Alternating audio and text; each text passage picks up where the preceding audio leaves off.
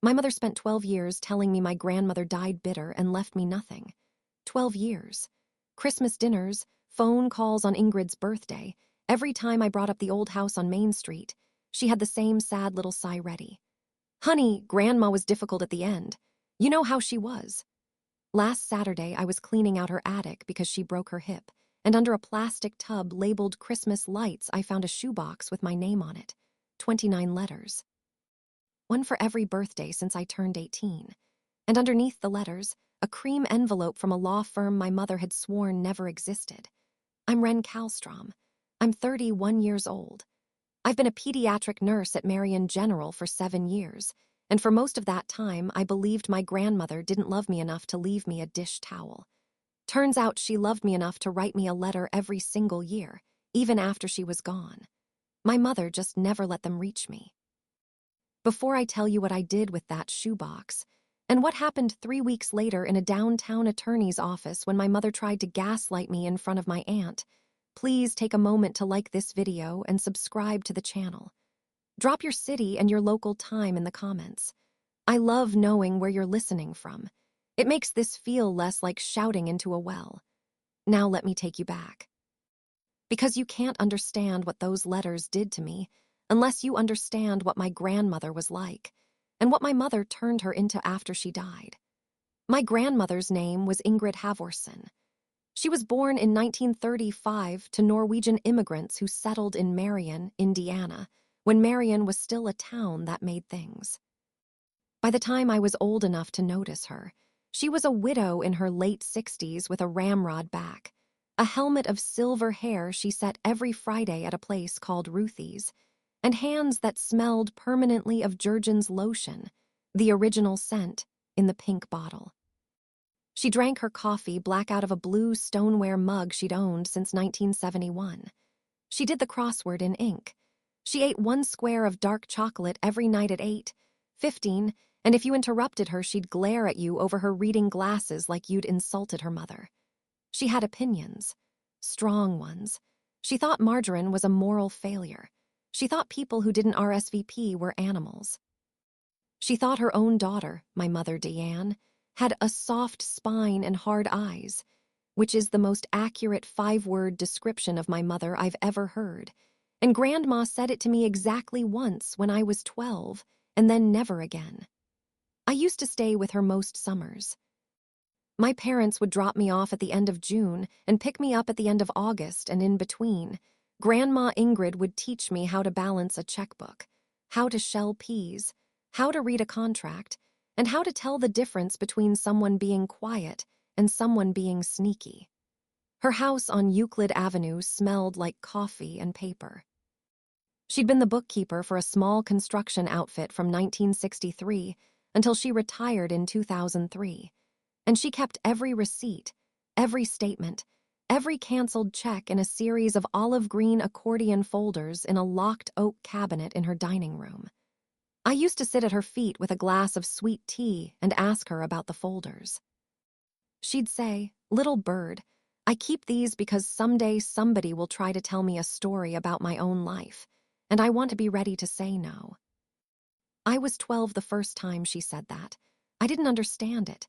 I didn't understand it for almost 20 years. My grandfather Sven had died the year I was born, so it was always just Grandma and me in that house. My younger brother Tate is 4 years younger than me, and my mother made sure he never stayed with Grandma the way I did. My mother said Tate had allergies. He didn't.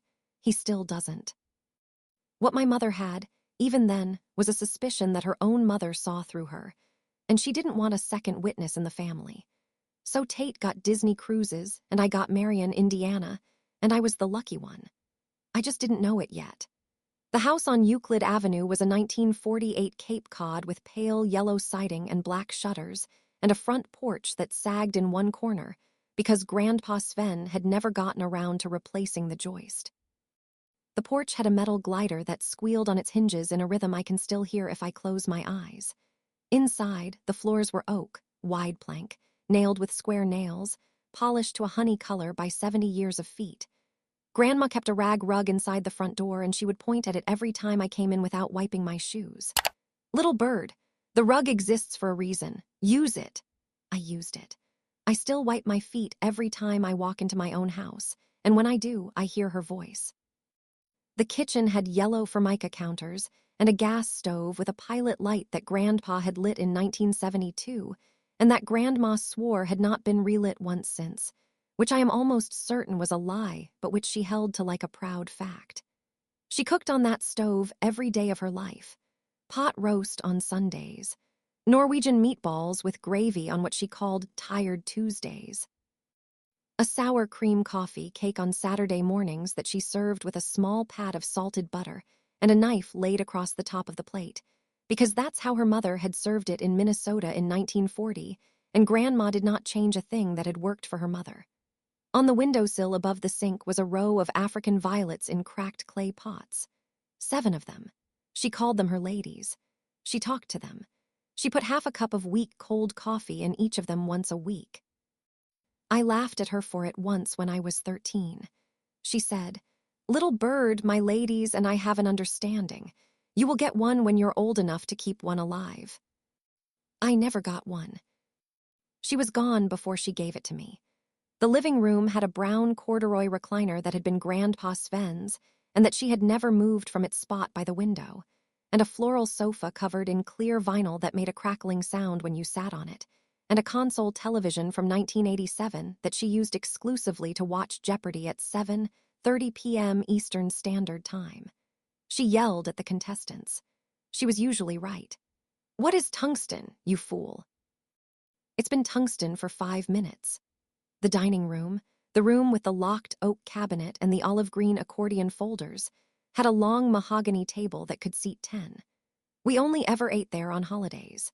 The rest of the time we ate at the kitchen table, a small round maple thing with 2 chairs, where she would set out her crossword and her black coffee in the blue stoneware mug, and she would tell me about her day at the bookkeeping office in 1967 like it had happened that morning. She had stories. She had so many stories.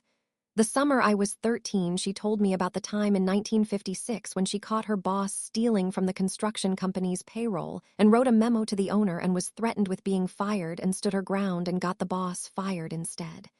She was 21 years old. She told me, stirring her coffee with a small silver spoon, "Wren, the trick is this.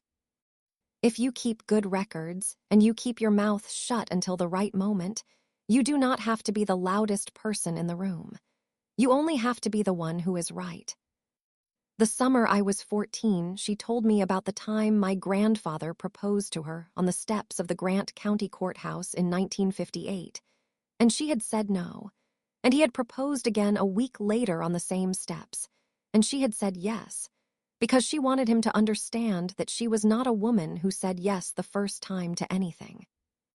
The summer I was 15, she told me about my mother, which I did not understand was a warning until last Saturday in an attic in April of 2026. She said, "Your mother is my daughter. I will love her until I am dead, and I will love her after I am dead. But I will tell you this, Wren, because you are the kind of girl who needs to know things other people don't tell her. Your mother is afraid. Afraid people will find out she is not as good as she presents. She will spend her whole life trying to fix that with the outside of her life, the right clothes, the right church, the right husband, the right house. And when the outside doesn't fix the inside, she will blame the nearest person for it. Most of the time, that person has been me. Someday, little bird, that person is going to be you. When it happens, do not try to explain yourself to her. Do not try to be understood. Just keep your records. Just keep your mouth shut until the right moment." Do you hear me? I heard her. I didn't believe her.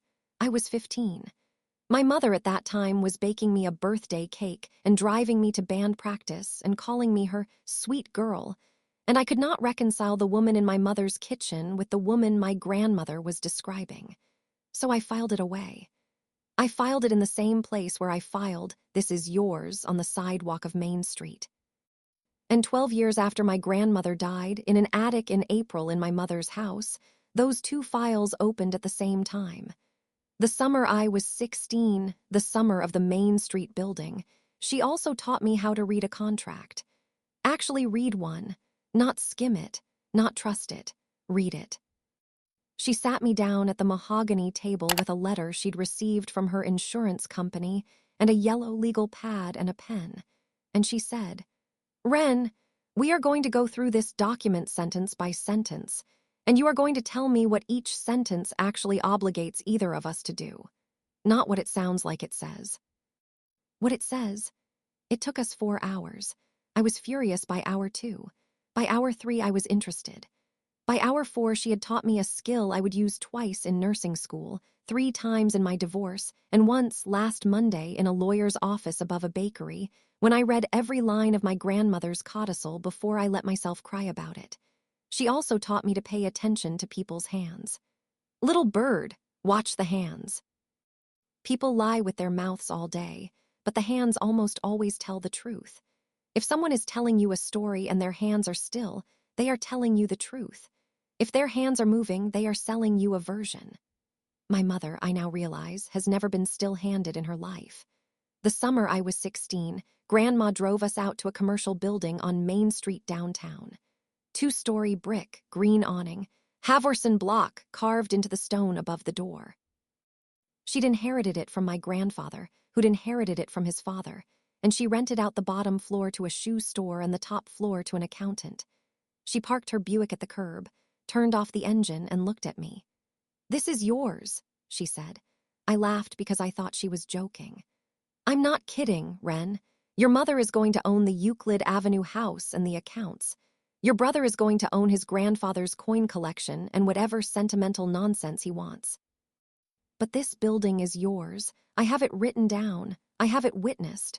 I have it filed with a man I trust. Do you understand me?" I nodded the way a 16-year-old nods when an adult is being too intense. I didn't understand. I didn't know a thing about wills or codicils or testamentary gifts. What I understood was that my grandmother was looking at me like she was handing me a key to something, and I should at least look grateful. "Good," she said. "Now don't tell your mother." That's the line that haunted me for 12 years. I thought it was Grandma being dramatic. I thought she was being a proud old woman who liked a secret. It wasn't until I opened that shoebox in her daughter's attic that I realized she wasn't being dramatic. She was being a bookkeeper. She was filing a warning. Grandma died in April of 2014. I was 19 and a sophomore in nursing school. The phone call came on a Wednesday at 6:47 in the evening. I remember because I was studying for a pharmacology exam and I'd just set a timer for the potatoes. My mother's voice was the voice she uses at church. Soft, wobbling just enough, slightly wet. "Honey, it's Grandma, she's gone." I sat on my kitchen floor and cried into a dish towel for an hour. Then I packed a bag and drove to Marion. When I got there, my mother told me the funeral was Friday, 2 days away. "We had to move fast, honey. The funeral home had a cancellation, you know how it is." I asked if I could help with anything. She said no. "You just rest. You've been working so hard." Friday morning, she called me at 9:15 and said the funeral had been moved to 10:00 because of a scheduling thing at the church. I was 40 minutes away. I drove like a maniac. I got there at 10:04. The parking lot was empty. The service had started at 9. My mother met me at the back of the sanctuary, wearing black, eyes red, and said, "Oh, honey, there was a miscommunication. I'm so sorry. Come in." I walked into the back row of my grandmother's funeral as the pastor was finishing the eulogy. I did not speak. I did not get to read the letter I'd written on the drive. My Aunt Sigrid, my mother's older sister who lives in Minnesota, glanced at me from the front pew, and her face did something I filed away and didn't understand for 12 years. It wasn't surprise. It was pity, like she'd known I wouldn't make it on time. After the burial, at the lunch at the church basement with the ham and the green beans and the funeral potatoes, my cousin Britt pulled me aside by the coat rack and said, "Ren, I'm so sorry you couldn't come to the viewing last night. Your mom said you couldn't get off work." Viewing the night before. I had not been told about a viewing. I went to find my mother. She was standing with Pastor Henson holding a paper plate of cake, laughing at something he'd said. When I asked her about the viewing, she got very still, and then she put her hand on my arm and she said, "Honey, you've had so much on your plate. I didn't want to burden you." I was 19. I let her get away with it. I let her get away with all of it. Because that's what you do when your grandmother just died and your mother is crying and the pastor is watching.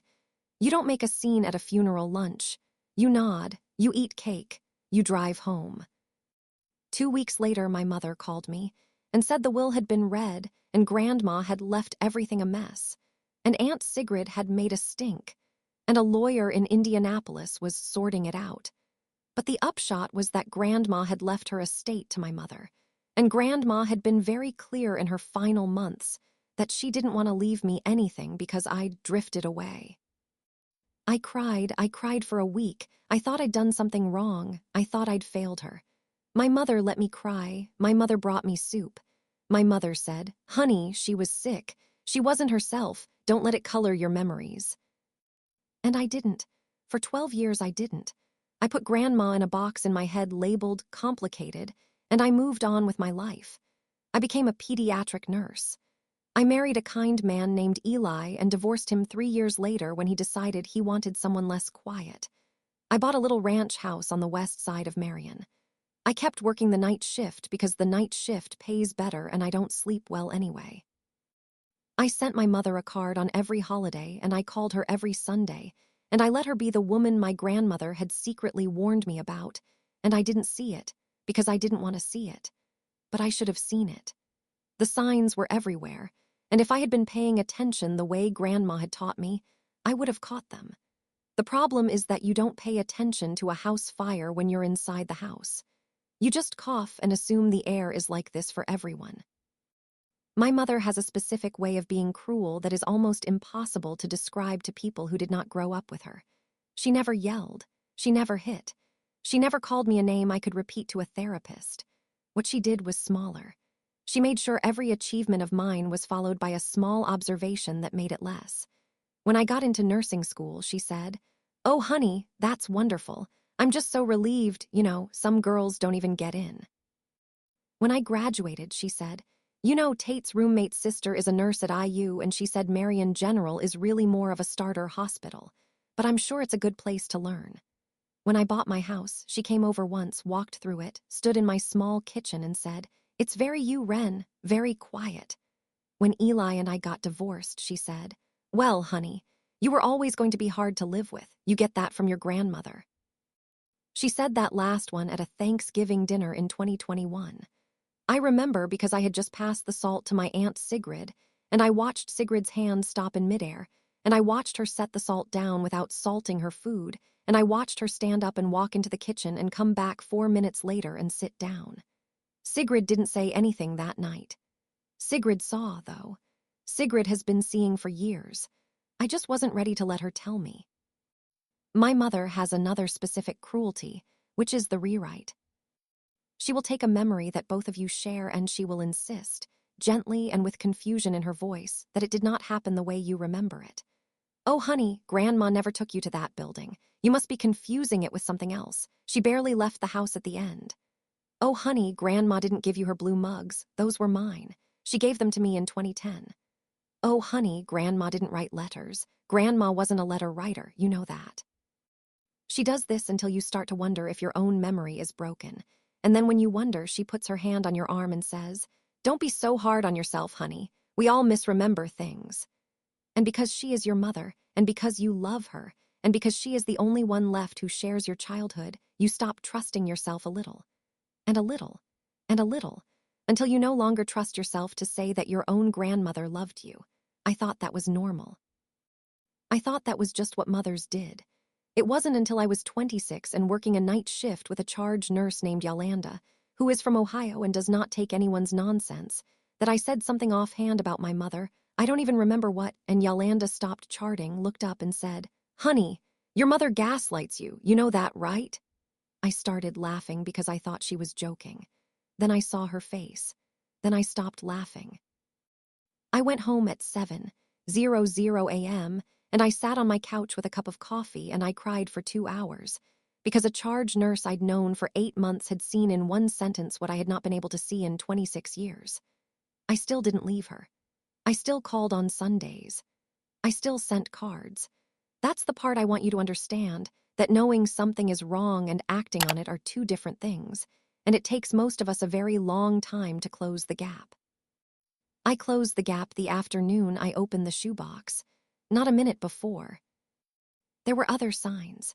The summer of 2017, I was at my mother's old house, the Euclid house, Grandma's house, which my mother moved into 6 months after the funeral and renovated until it was unrecognizable, and I opened the wrong kitchen drawer looking for a bottle opener. Inside the drawer were 2 of Grandma's blue stoneware mugs. I felt a lurch in my chest. I carried them to the living room and said, "Mom, can I have these?" She looked at them for a long moment.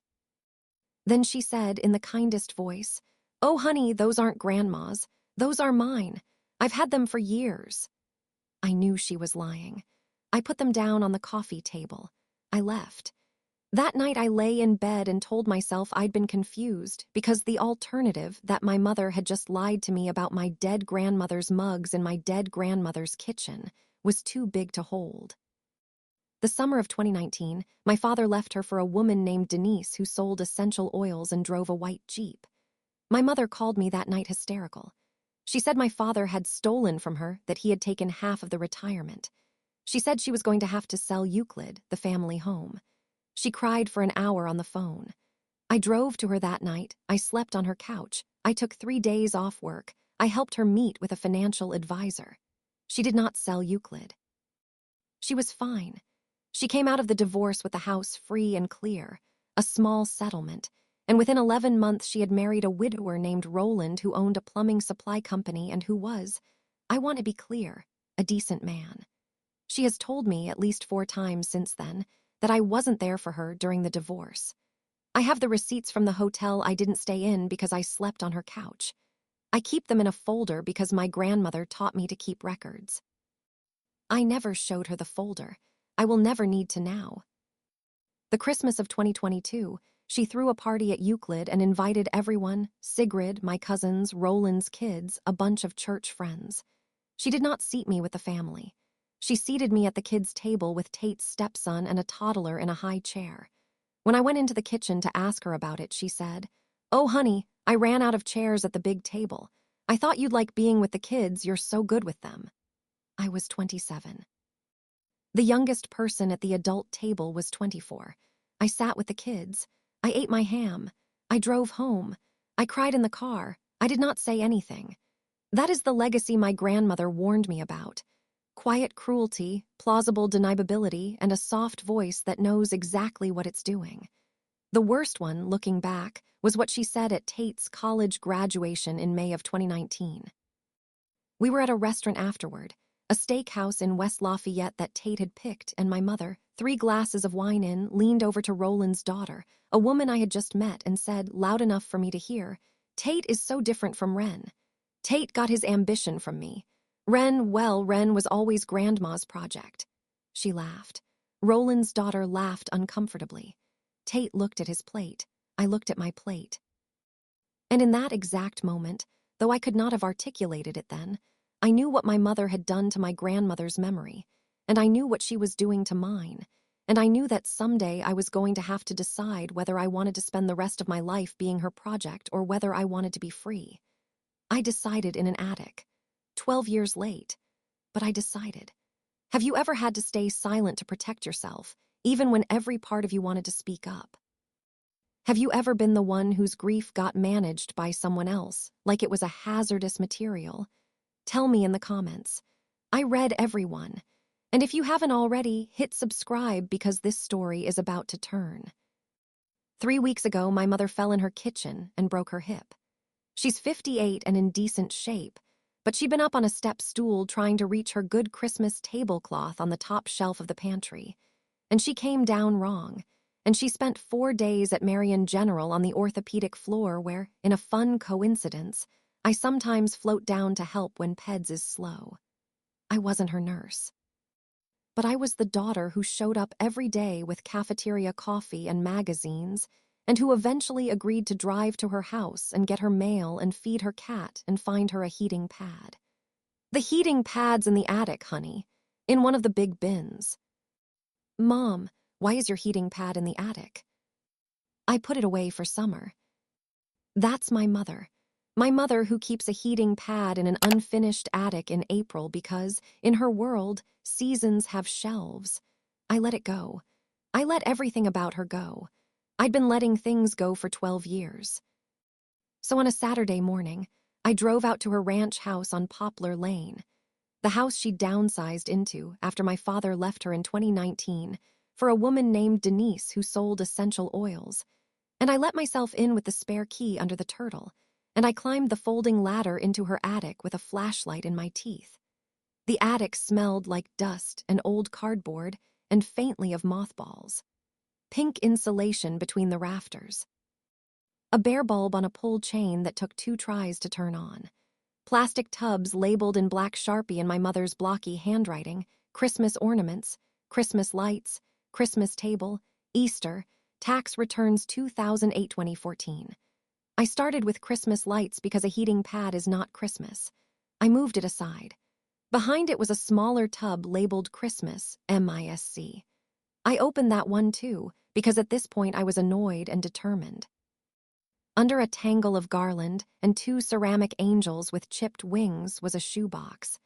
A Nike shoebox, specifically, the kind from maybe 20 years ago when the logo was a little different. On the lid, in blue ballpoint pen, in a handwriting I knew better than my own, a handwriting I'd seen on grocery lists and crossword puzzles and birthday cards from the years before she died, were 3 words.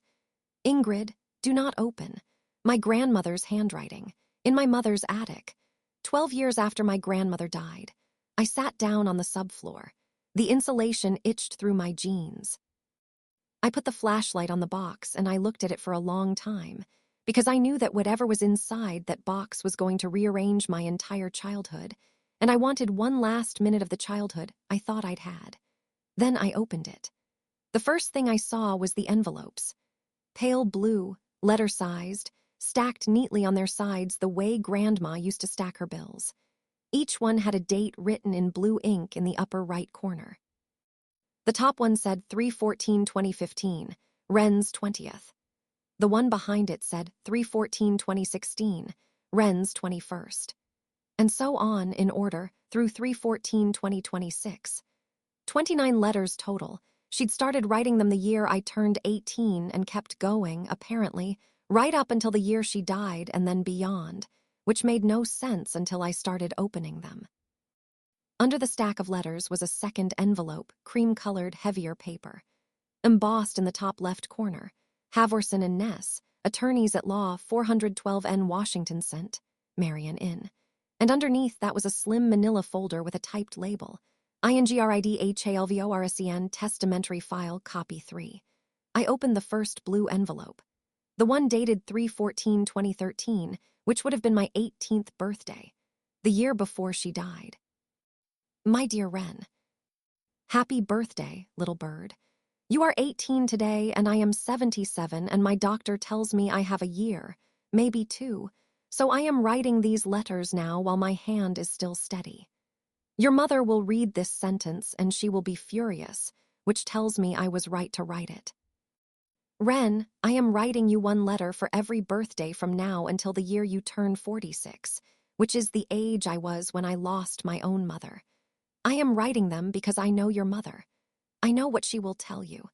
And I know you are going to need to hear from me, really hear from me, for a long time after I am gone. The first thing you need to know is this. The building on Main Street is yours. I signed the papers in 2012 with a lawyer named Bjorn Havorson. He is your grandfather's nephew. He is a good man, and he has copies of everything. If your mother tells you differently, she is lying. The second thing is this. I love you. I loved you from the afternoon your mother brought you to my house in that terrible yellow blanket. I loved you the summer you were 7 and cried because the robin died. I love you now, and I will love you when you read this, and I will love you long after you don't need my letters anymore. Do not let anyone tell you I died without you on my mind. Grandma. I read that letter 4 times. By the 4th time, I couldn't see the page. I read the second one, and the third, and the 4th. I sat on a subfloor in April in an unfinished attic and I read all 29 letters in a row, and my grandmother's voice, which I hadn't heard in 12 years, came back into my head like she'd walked up the ladder behind me. She talked about my job. She had guessed I'd be a nurse. She talked about my divorce before it happened. There will be a quiet man in your 20s, and he will love you, but he will need you to be someone you are not. And you will leave him, and it will be the right thing. She talked about my little ranch house on the west side. She talked about Tate. Your brother is not your enemy. He is your mother's project, and one day he will wake up and you should let him. She talked about coffee and dark chocolate and orange Tic Tacs, which she'd been addicted to for the last decade of her life, and which I'd been carrying in my scrub pocket every shift for 7 years without knowing why. And in every single letter in the second-to-last paragraph, in the same sentence repeated 29 times, the building is yours. Call Bjorn Halvorsen. He is waiting. I opened the cream envelope from Halvorsen and Ness. Inside was a will, 12 pages, executed June 11, 2012, signed by Ingrid Halvorsen and witnessed by 2 people I didn't recognize and notarized by a third. There was a codicil attached, dated March 3, 2014, which was 6 weeks before she died. The codicil said, and I'm paraphrasing because legalese is a language I'm learning to read but not to speak, that the commercial property at 218 South Main Street, Marion, Indiana, the Halvorsen block, was to pass directly to her granddaughter Wren Margaret Kallstrom as a specific testamentary bequest, free and clear of the residuary estate. The residuary estate, the house on Euclid, the bank accounts, a small stock portfolio, was to go to Diane Kallstrom. Tate was named to receive my grandfather's coin collection and a small life insurance payout. The building was mine, in black and white, notarized and filed. Stapled to the front of the codicil was a yellow post-it in Grandma's handwriting. Wren, if you are reading this, your mother has done exactly what I thought she would do. Call Bjorn, 765XXXXXXX. He has the original. He is waiting. G. I climbed out of that attic with the shoebox under my arm. I drove home. I poured a glass of water I couldn't drink. I sat at my kitchen table and I called the number on the post-it. A woman answered on the second ring. Halvorsen and Ness. My name is Wren Kallstrom. I'd like to speak with Bjorn Halvorsen. I think he's expecting me. There was a pause, then very gently. Honey, he's been expecting you for 12 years. Hold, please. I sat in my kitchen with my heart in my throat, and I listened to hold music. Muzak, of all things, instrumental carpenters. And then a man's voice came on, and it was a voice I vaguely remembered from Grandma's funeral, a tall, white-haired man who'd shaken my hand in the receiving line with both of his. Wren, it's Bjorn. Are you all right? I wasn't. I started crying. He waited. She told me you'd call, he said. Not if, when, she said, my Wren is a careful girl. It will take her a while. Don't close the file. He told me to come to his office Monday morning. He told me to bring the shoebox. He told me not to say anything to my mother yet, and he told me something that stopped me cold. Wren, did you know your mother came to see me 6 weeks after your grandmother's funeral? She brought a copy of a will that was not the will I had on file. A different document. Same font, different dates, different bequest. She asked me to confirm it. I told her I would not, and I told her I had the original, and I told her that if she attempted to probate her document, I would be obligated to intervene. She left. She never came back. She probated a version of the estate that left the commercial property out entirely.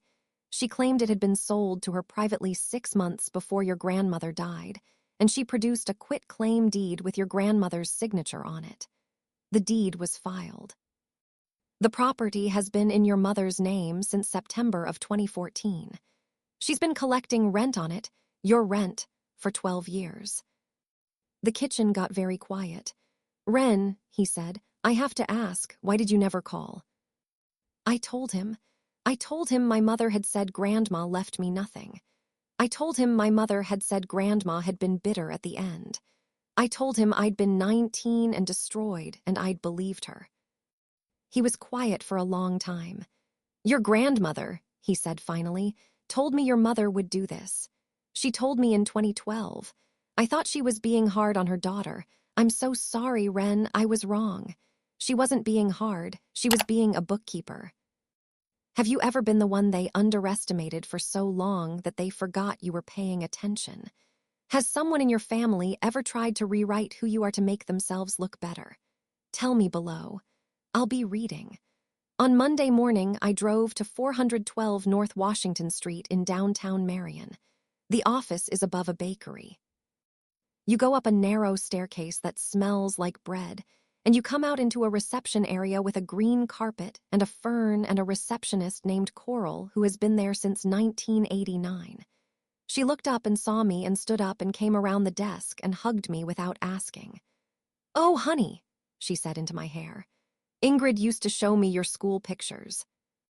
Bjorn's office had butterscotch candies in a bowl on the desk and a framed photo of him in a fishing vest holding a walleye.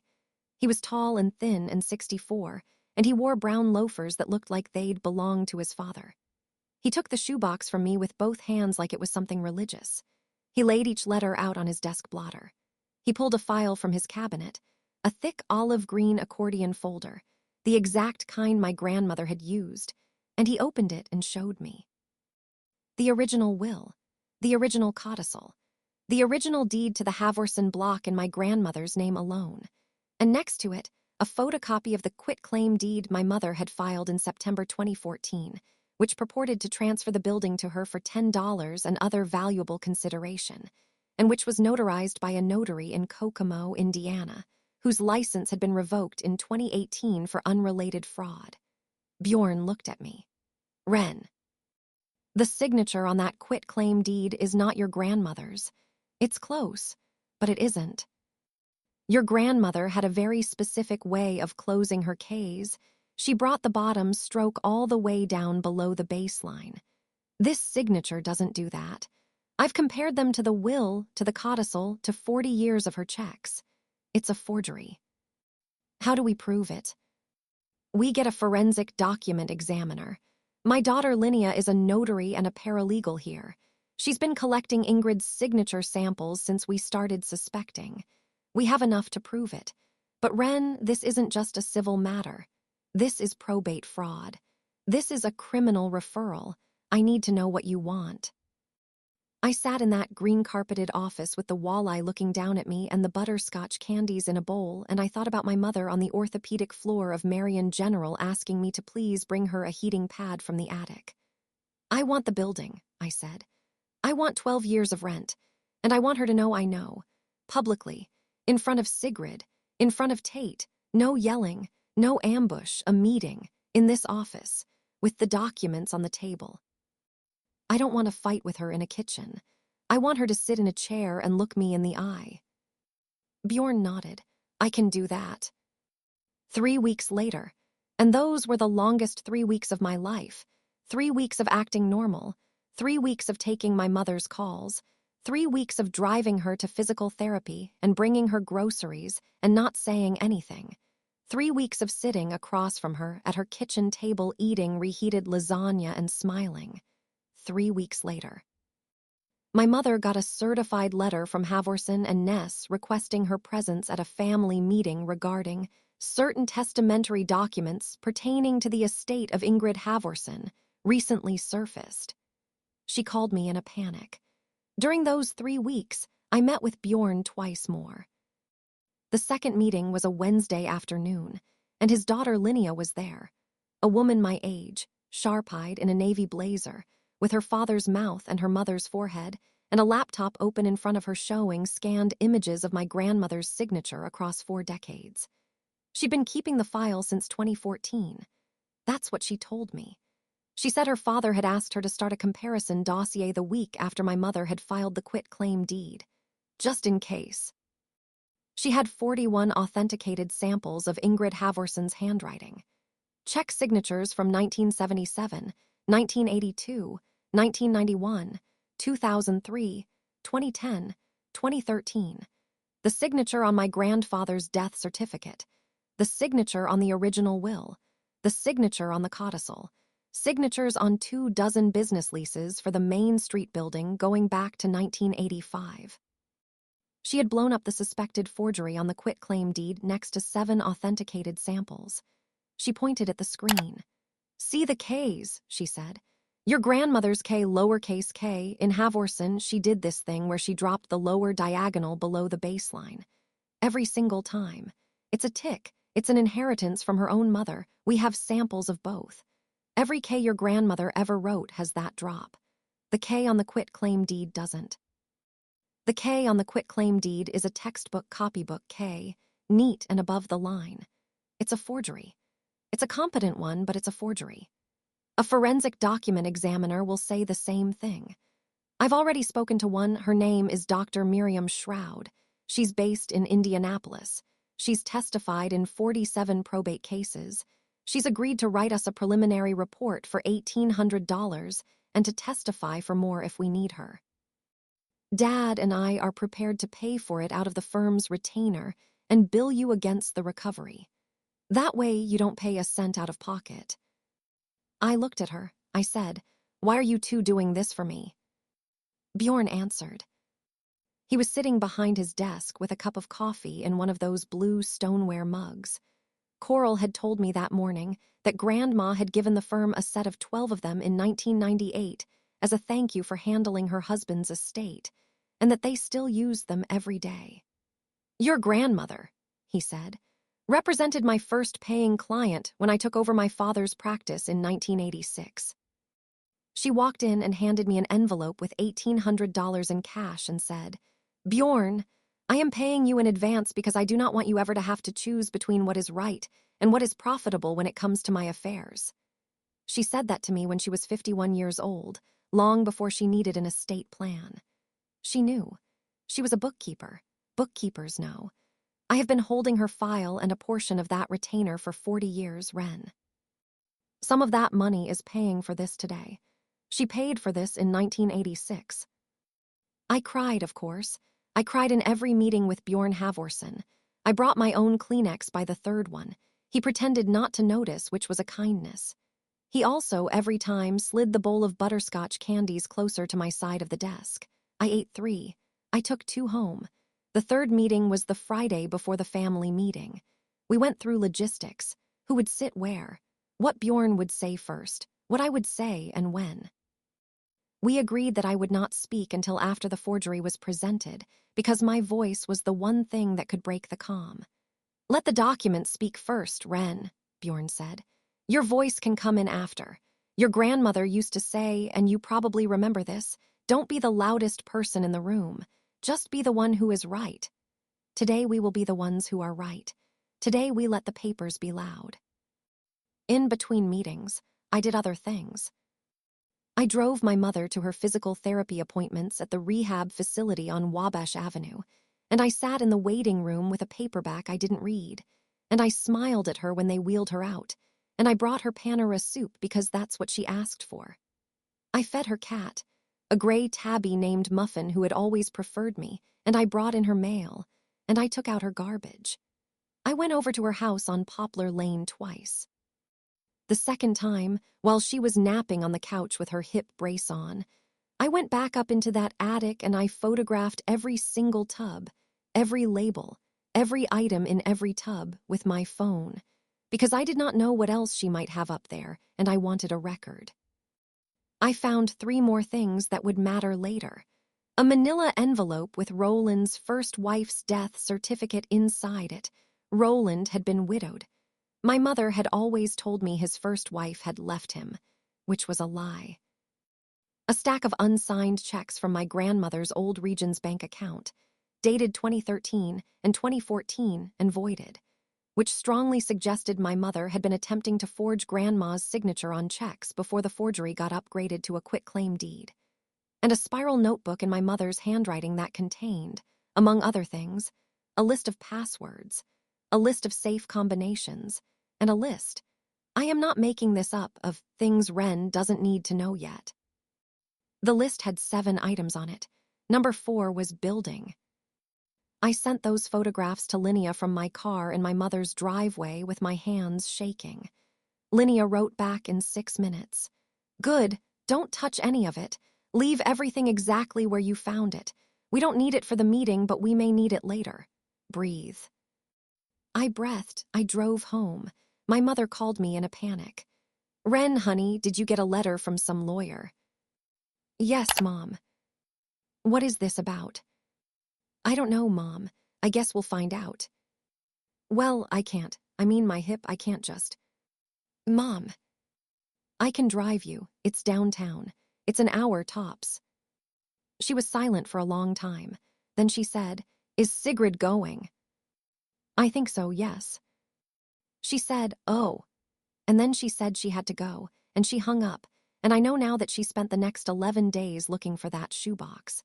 The day of the meeting was a Thursday, overcast, 48 degrees. My mother wore her good navy blouse and her funeral pearls, and she was very quiet in the passenger seat of my Subaru on the drive downtown. My brother Tate drove separately from Indianapolis. My Aunt Sigrid flew in from Minneapolis and took a cab from the airport. We all met in the reception area at 10:00 a.m., and Coral brought us coffee in blue stoneware mugs that I recognized, because they'd been my grandmother's, and my mother's hand shook when she took hers. Bjorn's office had 4 extra chairs set up in a loose semicircle around his desk. A coffee carafe, a box of Kleenex. The olive green accordion folder sat closed on the desk blotter. Next to it, the Nike shoebox. My mother saw the shoebox and her face did something I had never seen on her face before. Her smile froze just for a second. Then she sat down. Bjorn introduced himself to Sigrid, who he'd met once in 2014 and who hugged him like an old friend. He introduced himself to Tate, who was confused and kept looking at me. He poured coffee. He sat down. He opened the folder. I wanted to meet with all 4 of you, he said, because this is a family matter, and I think family matters are best handled in person. In 2012, Ingrid Halvorsen came to this office and executed her last will and testament. In 2014, 6 weeks before her death, she added a codicil. I drafted both documents. I witnessed the execution of both documents. I have the originals here. He lifted the codicil and set it in front of my mother. Diane, I believe you've seen this before. My mother did not look at the paper. She looked at me. Ren, what is this? It's what you told me didn't exist, Mom. Bjorn continued. The codicil leaves the commercial property at 218 South Main to Ren, specifically and outright. It was filed with the court in April of 2014. In September of 2014, Diane, you filed a quitclaim deed purporting to transfer that property to yourself for $10, executed in March of 2014, a month before your mother's death, and notarized by a Warren Goff in Kokomo. He set the quitclaim deed next to the codicil. Warren Goff's notary commission was revoked in 2018 for participating in 3 separate forged deed schemes. He has been willing, for a small fee, to tell the prosecutor's office everything he remembers. He remembers you, Diane. He remembers the name Halvorsen. He remembers the date. He does not remember Ingrid ever being in his office. My mother's mouth opened. Nothing came out. Bjorn opened the shoebox. He took out one of the blue letters and set it gently on top of the codicil. This is one of 29 letters your mother wrote to her granddaughter between 2013 and her death. She gave them to me in 2 batches, most in 2013, the last 9 in early 2014. She asked me to mail them to Ren, 1 per birthday. In April of 2014, after her death, you came to this office, Diane, and you told me your mother had changed her mind, that she wanted the letters returned to her estate and destroyed. I asked you to provide written documentation of that request. You said you'd bring it. You never did. And I, to my eternal regret, released the letters to you because you were the executor and because I did not want to fight a grieving daughter. I assumed you would destroy them, as you'd said. He looked at me. She didn't destroy them, Ren. She kept them in a shoebox in her attic for 12 years. I don't know why. Maybe she couldn't bring herself to burn her mother's handwriting. Maybe she wanted to read them. Maybe she was saving them for leverage. I don't know. But she kept them, and you found them. Sigrid, who had not said a single word, put her coffee mug down on Bjorn's desk with a small, sharp sound. "Diane," she said. "Jesus Christ." My mother started to cry. It was the same cry I'd heard at the funeral. The soft church cry. She'd had it so long she didn't know how to make a different one. "Honey," she said to me, "you don't understand.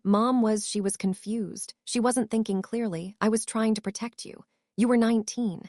You had no idea how to run a commercial property. I was holding it for you. I was going to tell you when you were ready." "When, Mom?" "When you were ready." "I'm 31. I've been a pediatric nurse for 7 years. I own my own home. I filed my taxes on time every year since I was 18. When exactly was I going to be ready?" She didn't answer. "Mom, you told me she died bitter. You told me she didn't love me." "I never said." "You said it at Thanksgiving in 2015. You said it on the phone on my 25th birthday. You said it in the car on the way to Tate's graduation. You said it, Mom." Tate, who had been sitting very still, said, "She said it to me too. She said Grandma wrote you out. She said Grandma was mean to you at the end." Sigrid said, "Ingrid was not mean to anyone at the end. Ingrid was the kindest she'd ever been at the end. Diane, what is wrong with you?" My mother looked at the floor. Bjorn slid a single sheet of paper across the desk. "Diane, this is a civil complaint we will be filing Monday if we don't reach a settlement today. It seeks restitution of the property, 12 years of rental income with interest. We calculate approximately $310,000 attorney's fees and punitive damages for fraud. I've also made a courtesy call to the Grant County Prosecutor's Office. They are aware. Whether or not they pursue charges will depend in part on how this meeting goes." My mother read the first paragraph of the complaint. Her hand was shaking so badly she had to set the paper down. I can't pay $300,000. I don't have." "You have the Euclid house," Sigrid said flatly. "Sell it." "Sigrid." "Sell it, Diane." I didn't say anything for a long moment. I was thinking about my grandmother. I was thinking about her sitting in this same office in 2012, telling this same man about her own daughter, planning for this exact Thursday in April 2026. She'd been 77. She'd known she was dying. And instead of hoping for the best, she'd sat down at her dining room table with her olive green folders and she had prepared. For me, 12 years ahead of me. Because she loved me enough to outlive her own death. "Mom," I said, "sign the building back to me. Pay what you owe, don't contest it. If you don't contest it, I'll ask Bjorn to ask the prosecutor to decline the referral. You won't go to jail. You'll keep what's left of your life, but I never want to hear from you again. Not a phone call, not a Christmas card, not a casserole when I'm sick. Nothing." She said, "Ren, please." "That's my offer, Mom. That's all you get." She signed. She signed the quitclaim reversal on Bjorn's desk with her daughter's funeral pearls on, and her hip brace under her skirt, and her sister staring at her, and her son staring at her, and her own mother's blue stoneware mug on the desk beside her. And when she was done, she pushed the paper back across the desk, and she said, very quietly, "I always knew you were hers, not mine." "Yeah," I said, "I know." Here is what has happened since. The building is in my name. The rental income is flowing into an account Bjorn helped me set up. I'm using the first 3 months of it to hire a property manager because I don't know the first thing about commercial real estate, and I am not too proud to pay someone who does. I've met the shoe store owners, a couple named Grant and May who have been renting the bottom floor since 2009, and who, when they heard what had happened, cried and brought me a casserole.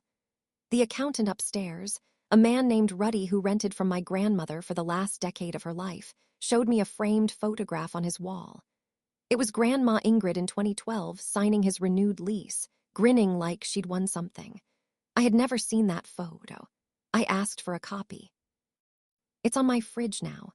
My mother's second husband, Roland, filed for divorce 6 days after the meeting. He hadn't known. He found out from Sigrid, who called him from the airport. He told me when he stopped by my house to drop off a box of my grandmother's things he'd found in the garage. Ren, I'm so sorry. I didn't know. I should have asked more questions. I'm sorry. He's a decent man. He shouldn't have married her. He didn't deserve what she turned him into. The Grant County prosecutor declined to file charges, as agreed. Warren Goff, the disgraced notary, is still going to prison for other things. Bjorn filed a bar complaint against an Indianapolis attorney who had notarized a prior document for my mother without verifying identity. That attorney is under investigation. My mother sold the Euclid Avenue house, my grandmother's house, the house with the locked oak cabinet and the dining room that smelled like paper, to pay the settlement. It closed last Tuesday. She lives in a 2-bedroom apartment in Anderson now. I have not spoken to her. I will not. Sigrid tells me she cries a lot and asks about me and blames everyone but herself. Sigrid also tells me, "Don't you dare pick up the phone, Ren. She had 12 years. She had 29 letters. She made her choice every April 14th. My brother Tate moved to Marion 2 months ago. He rents the 2nd bedroom of a little bungalow 3 blocks from me. He works from home, he's in software, and he comes over on Sunday nights and we eat pasta and watch old movies, and he is slowly, awkwardly, becoming the brother I didn't know I had. He told me, the 2nd Sunday he came over, "Ren, I spent my whole childhood watching Mom tell me you were the difficult one. I believed it because she was my mother. I'm sorry. It's going to take me a while to know what I actually think about anything." "Take your time," I said.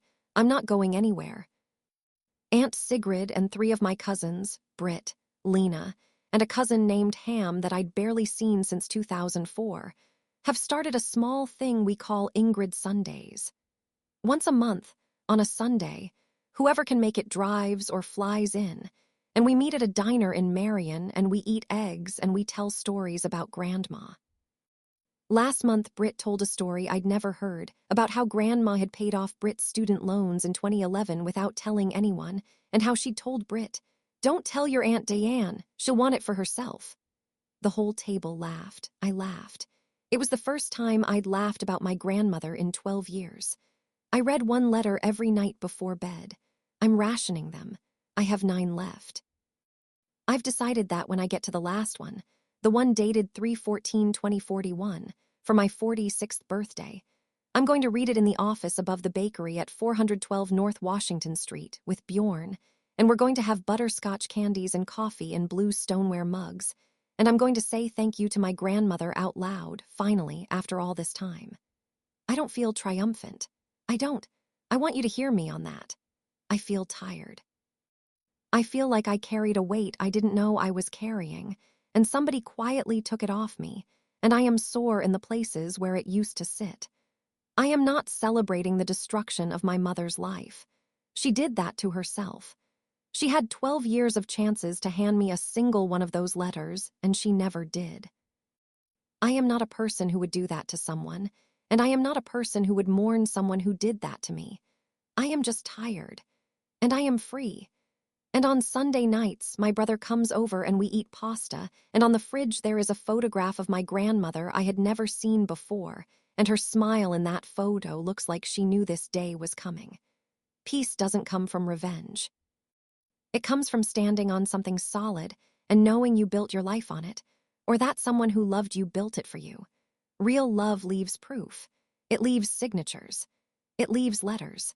It leaves a file in a cabinet 12 years deep and a phone number on a post-it and a man in brown loafers who's been waiting for your call since before you were old enough to drink. The people who lie about the people who loved you are not protecting you. They are stealing from you. And they will keep stealing until somebody opens the shoebox. If you could protect one thing in your life, a place, a person, a promise, what would you do today to make sure it got where it was meant to go, no matter what happened to you? Tell me in the comments. I read every single one.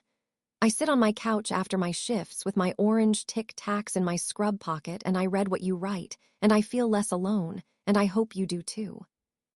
If this story stayed with you, there's a link in the description to another one you'll want to hear. It's about a woman whose son moved her to the basement of her own house, and what happened when his wife finally met her attorney. I'll see you there. Thank you for listening. Go call someone who loved you. And if they're gone, go find what they left you.